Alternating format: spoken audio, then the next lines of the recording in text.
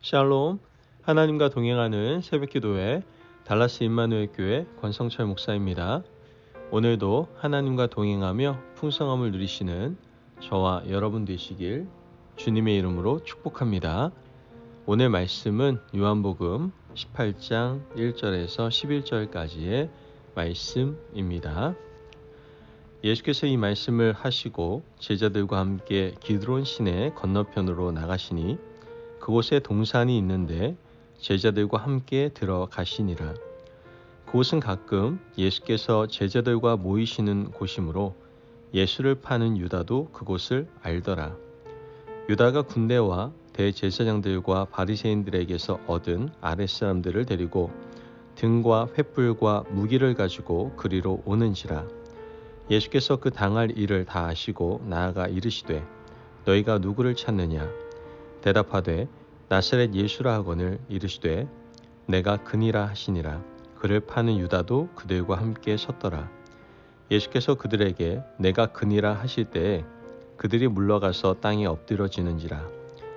이에 다시 누구를 찾느냐고 물으신대 그들이 말하되 나사렛 예수라 하거늘 예수께서 대답하시되 너희에게 내가 그니라 하였으니 나를 찾거든 이 사람들이 가는 것은 용납하라 하시니 이는 아버지께서 내게 주신 자 중에서 하나도 잃지 아니하였사옵나이다 하신 말씀을 응하게 하려 함이로라.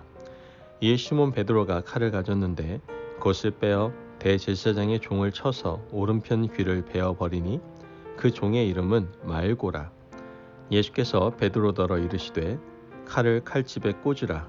아버지께서 주신 잔을 내가 마시지 아니하겠느냐 하시니라. 아멘. 하나님의 말씀입니다. 여러분, 인류 문명이 발달하는 과정을 보면 무기의 발전 과정과 함께 가는 것을 보게 됩니다. 그래서 오래전에는 사람들이 돌도끼를 만들어 사용하지 않았습니까? 그것으로 수렵도 하고 전쟁도 하게 되죠. 그 이후에 청동기 시대와 철기 시대를 거쳐서 무기는 계속해서 발전해 나아가게 됐죠. 20세기에 들어와서는 1차 세계대전과 2차 세계대전이 있지 않았습니까?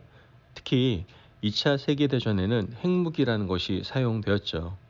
아마 인류는 눈으로 핵이 얼마나 위험한 것인지를 직접 보았고 경험하게 되었습니다. 그리고 결국 핵을 좀 줄이고 억제하자라는 시절이 우리 가운데 도래하게 되었죠. 하지만 이것은 완전한 평화 또 영원한 평화도 될 수가 없었습니다.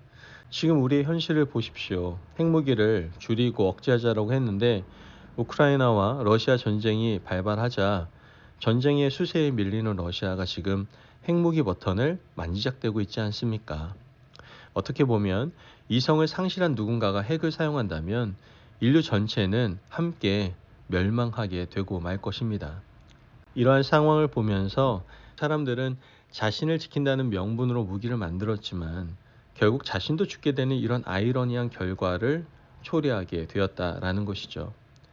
오늘 말씀은 오직 세상을 이기는 능력은 이러한 강력한 무기가 아니라 바로 진리의 말씀뿐이다라는 것을 선포하고 있는 걸 보게 됩니다. 오늘 본문의 배경은 예수님께서 체포당하시는 날 저녁입니다. 예수님과 제자들이 계신 곳으로 가룟 유다는 사람들을 끌고 찾아옵니다.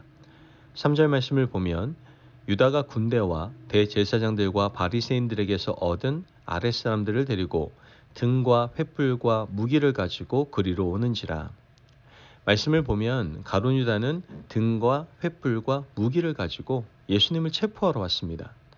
가룟 유다가 가지고 온 것은 뭐였습니까? 바로 무기였습니다. 좀 슬프고 안타까운 일이 아닐 수 없죠. 예수님의 제자로 3년 동안 예수님을 모시고 다녔던 유다가 예수님 잡겠다고 무기를 들고 온 겁니다. 그렇다면 왜 유다는 무기를 가지고 왔을까요? 당연히 유다는 예수님의 능력을 잘 알고 있었기 때문입니다. 예수님께서 어떤 능력을 발휘하실지 모르는 일이었기 때문에 유다는 예수님을 반드시 체포하겠다라는 일념을 가지고 무기와 많은 사람들을 대동해서 온 겁니다. 그런데 여기서 의외의 사건이 벌어집니다. 예수님과 제자들은 유다와 그의 일행에 의해서 둘러싸이게 됩니다. 그때 베드로가 칼을 빼어서 휘두릅니다. 10절 말씀을 보면 이에 시몬 베드로가 칼을 가졌는데 그것을 빼어 대제사장의 종을 쳐서 오른편 귀를 베어버리니 그 종의 이름은 말고라.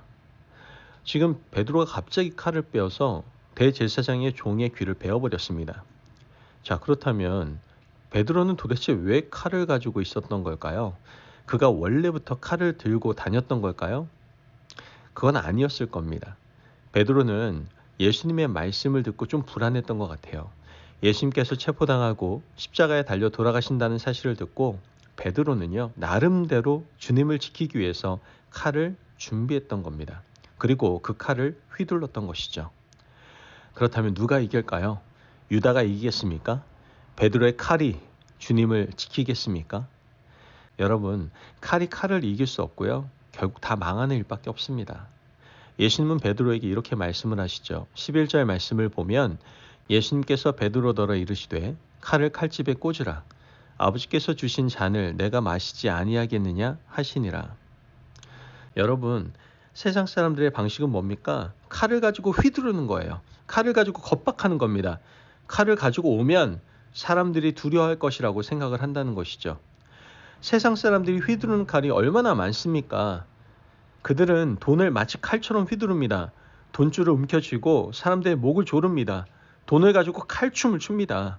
돈의 권력에 짓눌린 사람들은 돈의 위력이 얼마나 대단한 것인지를 잘 알고 있죠. 돈의 위력 때문에 우리는 목에 칼이 들어오는 것과 같은 느낌을 느끼게 되는 겁니다. 권력을 가지고 칼처럼 휘두르는 사람들도 있죠. 권력은 윗사람이 아랫사람에게 복종을 요구하며 사람들의 생과 삶을 주무르려고 합니다. 또한 혀가 칼이 되는 사람들도 있어요. 사람들의 입에서 나오는 말이 칼이 되어서 심장을 아주 도려냅니다. 세상은 이렇게 돈과 권력과 혀와 입술로 칼을 삼아서 하나님의 백성들을 죽이려고 합니다. 그렇다면 하나님의 백성들도 똑같이 칼로 무기로 대항하시겠습니까? 우리가 물질과 권력, 날선 혀를 가지고 믿지 않는 사람들과 다투며 대항한다는 것은 전혀 의미가 없습니다. 그렇게 해서는 이길 수도 없고 하나님은 그것을 절대로 원하시지 않는다라는 것이죠. 주님께서는 베드로에게 말씀하신 것처럼 칼을 칼집에 꽂으라고 말씀하십니다. 우리는 주님께 이렇게 질문하지 않을 수 없을 겁니다. 아니, 그럼 우리는 무엇으로 싸워야 됩니까? 우리가 저들의 칼에 칼로 대항할 수 없다면 그럼 우리 무기는 뭡니까?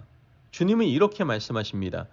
요한복음 18장 37절 말씀을 보면 빌라도가 이르되 그러면 내가 왕이 아니냐? 예수께서 대답하시되 내 말과 같이 내가 왕이니라. 내가 이를 위하여 태어났으며 이를 위하여 세상에 왔나니 곧 진리에 대하여 증언하려 함이로라. 무릇 진리에 속한 자는 내 음성을 듣느니라 하시는데, 말씀을 보면 예수님은 자신을 왕이라고 천명하셨습니다. 왕된 자는 진리의 말씀을 전하시는 분이세요. 우리는 예수님의 제자고 하나님 나라의 백성들입니다. 진리를 선포하시는 예수님을 왕으로 모시고 살아가는 백성들이다라는 것이죠. 그러므로 우리가 가져야 할 무기는 칼이 아니라 진리의 말씀입니다. 말씀을 가지고 세상을 이겨내고 말씀을 붙들고 악에 대항하여 승리할 수 있어야 된다라는 것이죠. 말씀을 가지고 살아가면요, 이 세상 어떤 권세도 우리의 목을 벨 수가 없을 겁니다. 하나님의 말씀은 진리고 진리는 날선 검이 되어서 악한 영의 권세를 이기고 사탄의 괴계를 능히 이길 수 있다라는 것이죠. 여러분, 그래서 바울이 우리에게 이렇게 전하지 않습니까? 성령의 검, 곧 하나님의 말씀을 가지라. 하나님의 말씀은 성령의 검이에요. 성령의 검, 하나님의 말씀을 제쳐두고 세상 무기로 세상과 싸워야 하겠습니까? 그러므로 하나님의 말씀을 마음에 새기시고요, 진리의 말씀을 굳게 부여잡고 왕 대신 우리 주님을 따르는 하나님의 백성들이 되시기를 바랍니다. 그때 오늘도 승리의 계가를 멋지게 부르며 살아가시는 저와 여러분이 되실 줄 믿습니다. 아멘. 기도하겠습니다. 사랑이 많으신 하나님 감사합니다. 오늘도 우리에게 귀한 말씀의 은혜 허락하심을 감사합니다. 하나님, 우리가 어리석게 세상의 방식으로 세상을 대하지 않게 하여 주옵소서. 오직 진리의 왕 되시는 그 주님의 제자로서 진리의 말씀을 부여잡고 늘 승리하며 살아갈 수 있도록 축복하여 주옵소서. 감사하며 예수님의 이름으로 기도합니다. 아멘. 오늘도 하나님과 동행하며 풍성함을 누리시는 저와 여러분 되시길 주님의 이름으로 축복합니다. 여러분, 우리는 언제나 주님 사랑 안에 거하며 살아가고 있습니다. 주님의 자녀요. 또한 주님의 제자입니다. 그렇다면 이 악한 세상을 악함으로 대적하지 마시고요. 오직 진리의 말씀 붙들고 담대하게 나아가서 승리하시기를 바랍니다. 말씀 안에 승리하십시오.